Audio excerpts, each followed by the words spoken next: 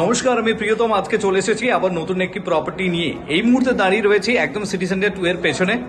ব্যাকগ্রাউন্ডে আপনি নিশ্চয়ই মিউজিক শুনতে পাচ্ছেন, কারণ পুজোর টাইম। সবাইকে শারদীয় প্রীতি শুভেচ্ছা। এই মুহূর্তে বেসিক্যালি দাঁড়িয়ে রয়েছি একটি রেসিডেন্সিয়াল টাওয়ারে, যেই মুহূর্তে আমি আপনাকে ইন্ট্রোডিউস করতে চলেছি। এটি 2 বিএইচকে, 734 স্কোয়ার ফিটে 2 বিএইচকে।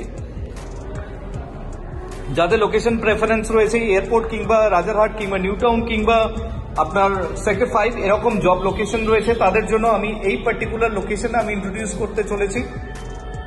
দেখুন, ঢুকেই আপনার এই অংশটি আপনি পাচ্ছেন। প্লেটটা আমি আপনাকে দেখাচ্ছি।